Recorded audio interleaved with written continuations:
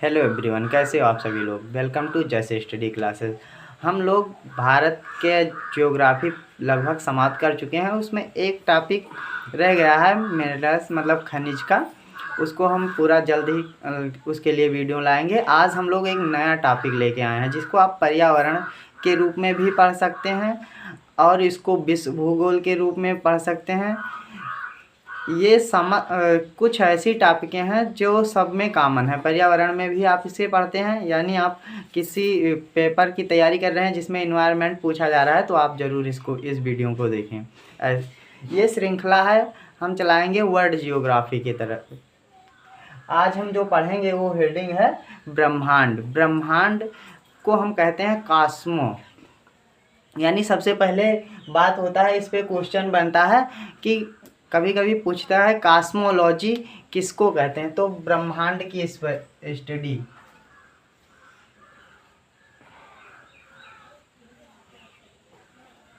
Cosmology to study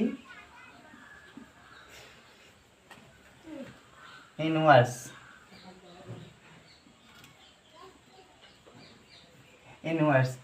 यानी ब्रह्मांड के अध्ययन को कॉस्मोलॉजी कहते हैं। ये क्वेश्चन पूछा जाता है।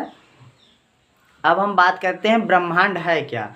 ब्रह्मांड एक ऐसा काल्पनिक क्षेत्र है कि आप जहाँ तक कल्पना कर सकें, जो चीज़ कल्पना कर सकें, सब कुछ ब्रह्मांड में स्थित है। ये साधारण शब्दों में, किताबी भाषा में कहा जाए तो ऐसे कह सकते हैं कि ब्रह्मांड एक अत्यंत विशाल क्षेत्र है जिसकी कल्पना आप करते हैं। इसमें अत्यंत सूक्ष्म से लेके बहुत बड़े बड़े ब्रह्मांडीय पिंड स्थित हैं। ये हुआ ब्रह्मांड का परिभाषा। आप इसको ऐसे के लिख सकते हैं, ब्रह्मांड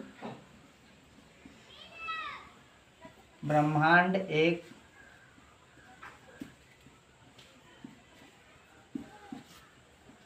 अत्यधिक विशाल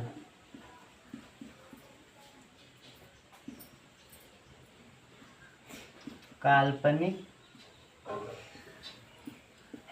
क्षेत्र है। इसमें सूक्ष्म मतलब छोटे से लेकर अत्यधिक बड़े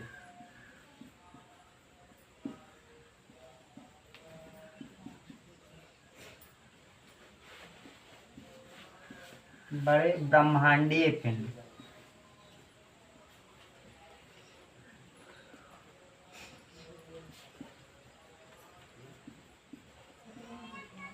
स्थित हैं। ब्रह्मांड की उत्पत्ति को लेके बहुत ढेर सारी थ्योरियाँ आई कि जैसे इसका निर्माण कैसे हुआ। जैसे आप पढ़ते हैं कि पृथ्वी का निर्माण कैसे हुआ, ऐसे सबसे पहले ब्रह्मांड का निर्माण हुआ।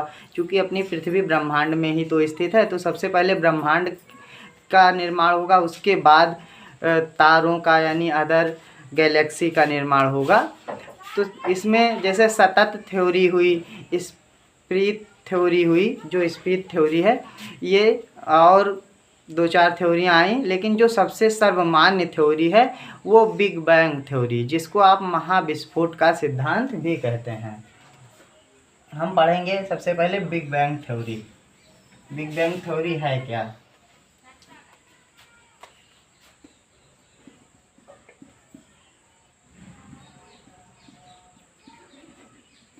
सिद्धांत, बिग बैंग सिद्धांत। जो बिग बैंग सिद्धांत है ये जॉर्ज लेमेंतेर जो थे, इसके ब्राजीलिया के, इन्होंने, ये पादरी थे, इन्होंने प्रतिपादित किया था। यानी इसका प्रतिपादन किसने किया था, जॉर्ज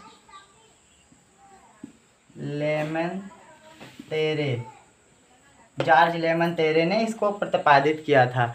इस थ्योरी में बताया गया कि आज से लगभग 15 अरब वर्ष पहले, यानी 15 मिलियन वर्ष पहले, ब्रह्मांड नाम की चीज़ कोई नहीं थी।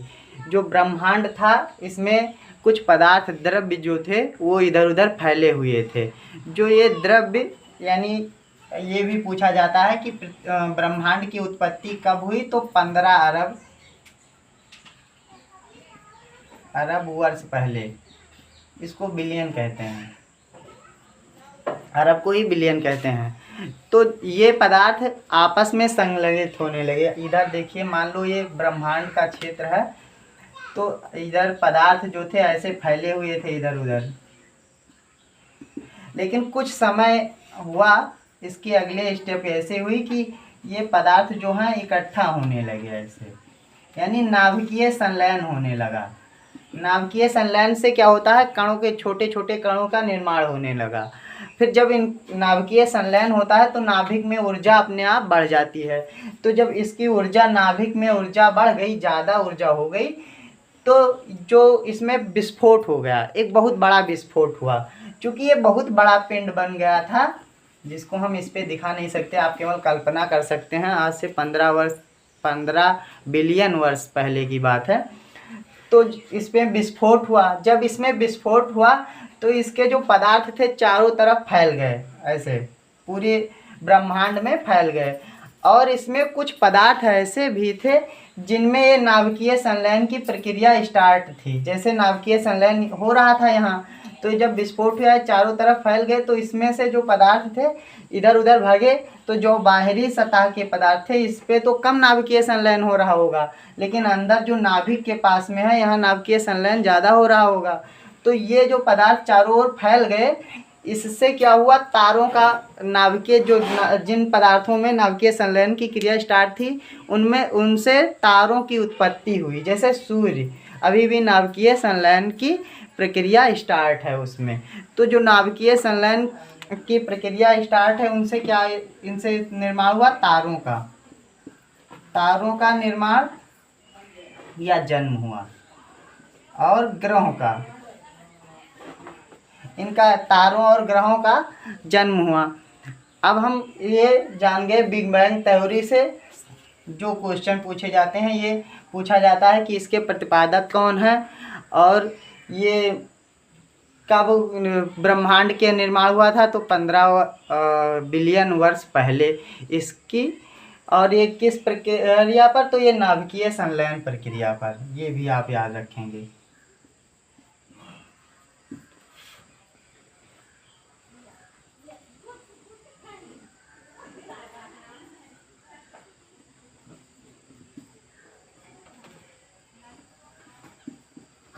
संलयन, नाभिकीय संलयन से बिग बैंग मतलब महाविस्फोट हुआ था। अब हम जानते हैं थोड़े पॉइंट, जैसे कि आकाश गंगा किसे कहते हैं, हम किस आकाश गंगा में स्थित हैं, या आकाश गंगा का उत्पत्ति कैसे होता है। तो आकाश गंगा जो होती हैं वो लाखों तारों का, लाखों मिलियन तारों का समूह होती हैं। आकाश गंगाएं क्या होती हैं, आकाश गंगा, जैसे हम लोग किस में रहते हैं, मिल्की वे में, मंदाकिनी जिसको आप कहते हैं, आकाश गंगा।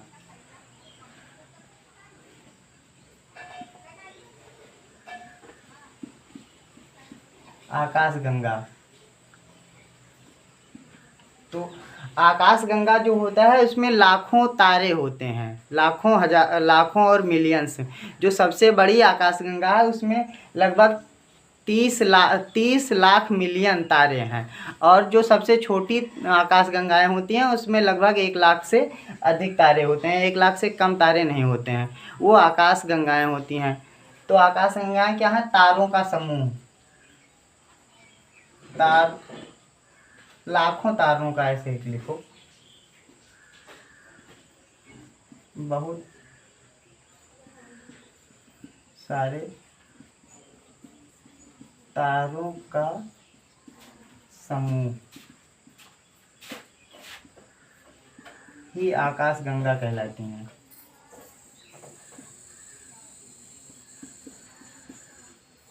आकाश गंगा जो कम से कम 1 लाख तारे होंगे और अधिक से अधिक जितने हो सकते हैं आकाश गंगे। जैसे हम लोग किस आकाश गंगा में रहते हैं, तो मिल्की वे, हम जिस, हमारी पृथ्वी जिस आकाश गंगा में स्थित है, या हमारा सूर्य जिस आकाश गंगा में स्थित है, हमारा सूर्य ही, तो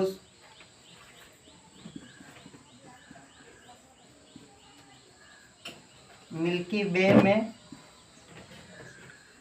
हमारा सूर्य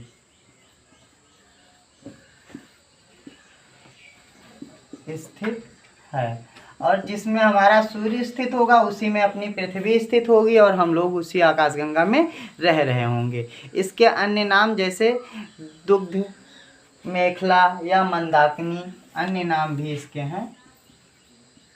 अन्य नाम दुग्ध मेखला, मंदाकिनी,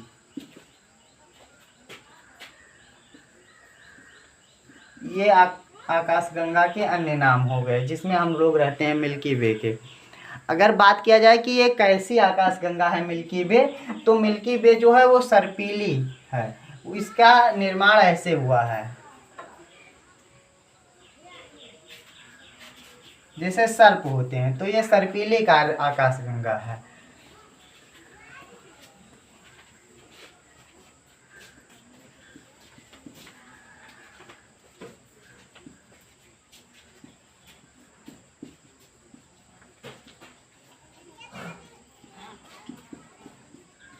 आकाशगंगा का रूप है ये हुआ आकाशगंगा। निहारिका किसे कहते हैं? निहारिकाएं जो होती हैं ये जो गैसों के कणों से या द्रव्यों से या धूल के कणों से निर्मित होती हैं।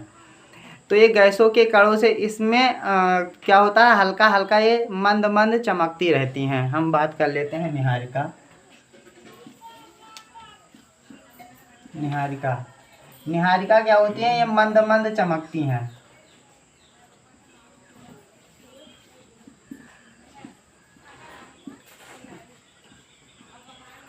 चमकती हैं, और इन्हीं ये इसलिए इम्पॉर्टेंट है क्योंकि कभी कभी क्वेश्चन पूछ लेता है कि आकाशगंगा की उत्पत्ति किससे होती है, निम्न में से किससे होती है। कई ऑप्शन दे देगा, उसमें से आपको चुनना होगा निहारिका से, यानी निहारिकाओं से क्या होता है, आकाशगंगा की उत्पत्ति होती है।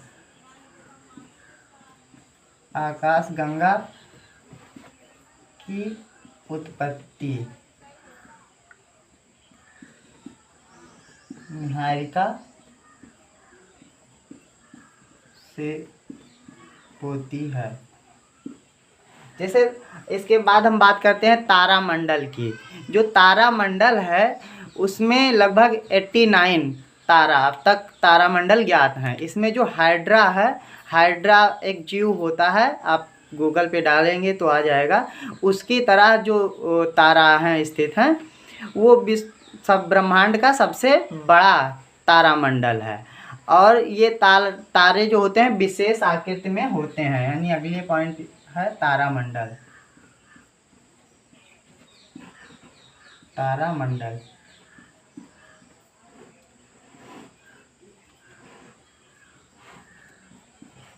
तारों का समूह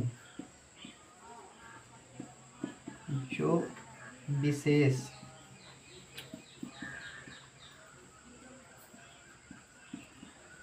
आकृति में स्थित होता है। अब तक कुल 89 तारामंडल ज्ञात हैं। तारामंडल बात करते हैं आकाशगंगा पे, फिर से आते हैं क्योंकि जो आकाशगंगा है इसी से सूर्य, इसी में जो आकाशगंगाएं होती हैं ये मिल्की वे में अपना सूर्य स्थित है, और सूर्य जहाँ स्थित है उस पर अपनी पृथ्वी, यानी अलग ऐसा नहीं है कि केवल एक ही सूर्य है। जो तारा, सूर्य एक प्रकार का तारा है और ऐसे अरबों खरबों ताराएं हैं जिनकी आप गणना नहीं कर सकते हैं। मैंने शुरू में ही बताया कि आप जितना सोच सकते हैं वो सब ब्रह्मांड में ही स्थित है। ब्रह्मांड के बाहर आप सोच ही नहीं सकते, इतना बड़ा ब्रह्मांड है। और जब ये बिग बैंग थ्योरी के अनुसार जब विस्फोट हो गया था तो ये चारों दिशाओं में क्या हुआ था, ऐसे पदार्थ यहाँ से, ये मान लो पदार्थ थे तो चारों दिशा में फैल गए थे। तो ये आज भी लगातार ये दूर जा रहे हैं, आज भी दूर जा रहे हैं। इसका मतलब ये हुआ कि ब्रह्मांड निरंतर बढ़ता जा रहा है, यानी बड़ा होता जा रहा है, ये हुआ। अब हम पढ़ेंगे सौरमंडल, जिसमें अपना सूर्य और 8 ग्रह तथा जो क्षुद्र ग्रह वगैरह हैं, क्षुद्र ग्रह, पुच्छल तारे और कुछ बौना ग्रह हैं, इनके बारे में। तो ये टॉपिक हम अगले दिन रखते हैं। आज के लिए इतना ही। Thank you.